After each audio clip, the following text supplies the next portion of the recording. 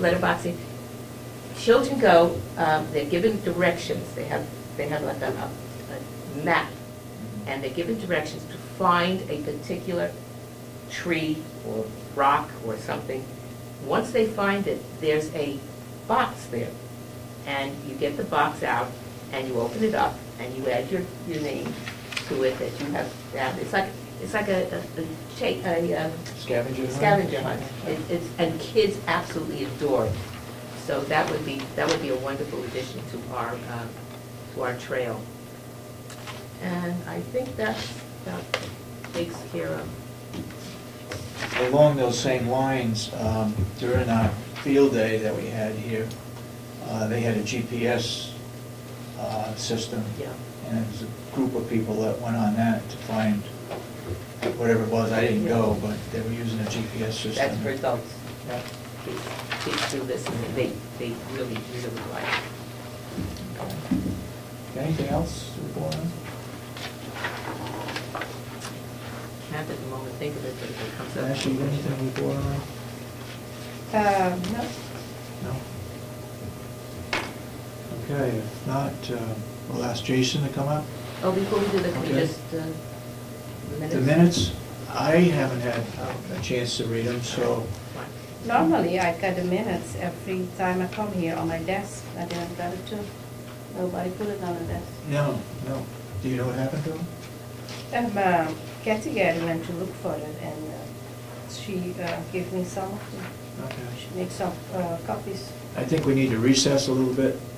I don't want to approve them without reading them, so why don't we put that off for the time being? Sure.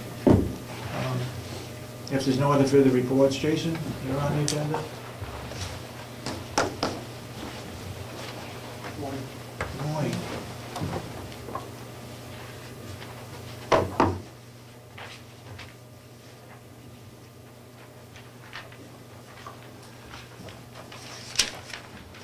Jason, before we get started, you provided us with a new equipment list. And after seeing that list, and going and looking at the right to know law for non-public session, I'm going to talk with the chairman of the delegation, because in the right to know law, it says security-related matters, issues bearing on immediate safety or security of personnel or inmates. I think that would fall into that category. So I'm going to ask her to consider going into a non-public session when they discuss your equipment item. How do you feel about that? If it's covered by the statute. I think it is. So I'm going to ask her, that's right out of the RSA 91A3, security-related matters is one of the issues that you can call for a non-public session. So I'm going to do that, because depending on what they do, that's going to inform the general public out there that we may not have any protection in our transports, or we may have protection. So I don't want that to be out there so that people would know that. We want to be able to have the proper protection to protect our correctional officers in their transporting of inmates. So I'll see what she says, but that's what I'd like to do. Okay. Okay. For this week's report, current population 62 in-house, 0 weekenders, 11 transfers, 4 electronic monitoring, 14 out on pretrial release, total population of 91. Took in 7 inmates last week, 4 were repeaters, and 10 were released. Repeater charges, one came in simple assault ×3 and second-degree assault. Spoke 6 times over 19 years. 1 for operating after suspension, booked 7 times over 9 years.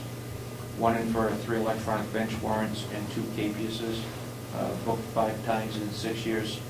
And 1 for simple assault and breach of bail, which was booked 3 times in 2 years. Brought the contract over on Monday for the West. I got that. I guess my question was $280 a month. That's what we're paying currently. Is that what we're paying currently? Okay. Yeah. And with the 0%. This is looking at a 36-month contract. Correct. Right? Right. And the proposed was a 7% increase over the next 3 years, and that to 5%. And then working with the county attorneys, we can do a 0% over the next 3 years. So, Would you like, for the general public, like to explain what the contract is about? The WestWest Law it's an online service for the inmates to access federal court decisions, state court decisions, court rules of evidence, and it's all part of access to courts. So if they don't have a representation through either the public defender's office or their own private attorney, then they're able to use this online system, which falls in line with the Constitution and access to the courts and representation. So it's a requirement that they have access to legal Material Okay. for research. Okay. Yesterday afternoon, we did have a meeting with Prime Care, which is, we had talked about possibly having a private entity come in to manage the medical department. They would do, they can offer both partial service, which means that they would cover certain aspects of the medical costs, or they could do full medical coverage, which means that they oversee the personnel and everything that has to deal with medication. Prime Care was founded by Dr. Hoffman out of Pennsylvania. He has over 36 years of correctional medicine experience. Currently, they have the contract with Rockingham County, DOC in the southern part of the state. They do have a comprehensive coverage plan. I brought over their brochure. They'll be providing numbers for us to review. And if we were to go with a company like that, they would actually assume 90 to 95% of the medical liability. They would make all the decisions in regards to what type of care to provide, when to send people out. They have a whole list of policy and procedures that we would adopt because they would actually be managing our medical department. So, go ahead. Do they, I don't understand how it works with regard to on-site.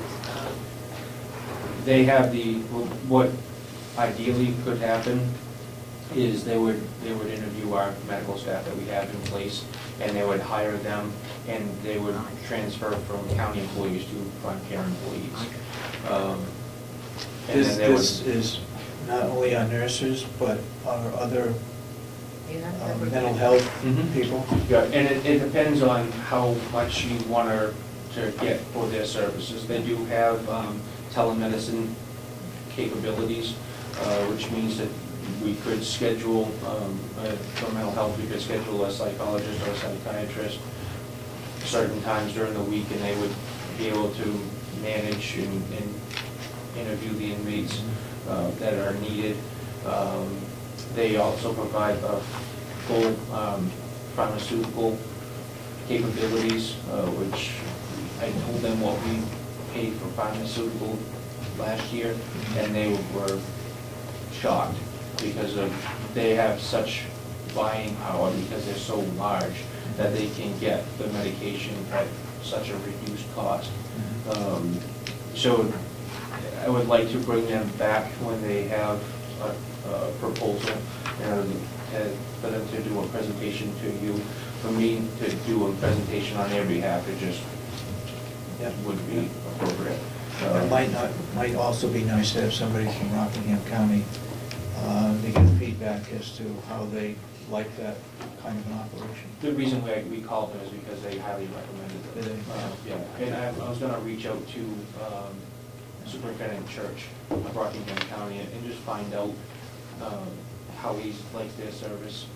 Rockingham County is the only county corrections facility in the state of New Hampshire, to my belief, that is accredited through the National Commission on Correctional Health Care. they manage to those standards, even if we don't want to be accredited through that commission, but they meet those or exceed those standards. So it's just an alternative to maybe see if we can do things better for cost. I would hate to lose control of, or have a say in the control when it comes to expenses. But, yeah, I think we'd all agree that we ought to have them come in and give a presentation whenever they can do that. The nice thing about one of the things that they do, if we were to negotiate a contract, is they do quarterly meetings, and they provide statistical data on everything that is provided. How many inmates were seen, how many were seen for this disease, that disease. They provide a whole gamut of reports. Where are they out of? What location? Pennsylvania. Pennsylvania. They have some kind of satellite office here in New England, or? No. Meetings done by computer in Pennsylvania? Well, in regards to personnel, they would look to hire our staff. Okay, I just like to stop you there, because that's the question I had. With regard to that, right now, we're at a juncture where you're trying to get more staff, more nursing staff for this. Do they have if they're gonna hire our people, do they have a number that they would say would be necessary? In other words, could they dictate? No, it's all on what we would want. If we want to contract for 24-hour coverage, if we want to contract for 16-hour coverage, because that was one of my questions, is if we were to contract for 16 hours, and would they be able to provide us data that shows, that would support bringing in 24-hour coverage? And that was one of the reports that they would show, is how many people are served, and the types of clients that, types of tests or what have you. And what they do is they also help with management decisions in regards to if somebody comes in that is maybe on either a short sentence or a light cash bail, and is a high medical risk, and they'll work with the administrator to come up with an idea or try to do some decent cleaning on how to manage that individual. And what about a doctor? Do we not have a on-call physician? We do. And they would also maintain that doctor's value? To get into the contract, I don't know. I would suspect that they would try to keep the person that we have now, but they would dictate how much is, because she would become basically their employee, so they would dictate how much you're going to get paid, and they would set up the parameters. They take over the management. They would, exactly. Basically. Exactly. And it would actually reduce our risks, because they would be making a majority of those decisions. Yeah. And who would then pay these people? They would. We would contract with them. We would contract with them. So, well, I think it's worth looking at. I gave them a break.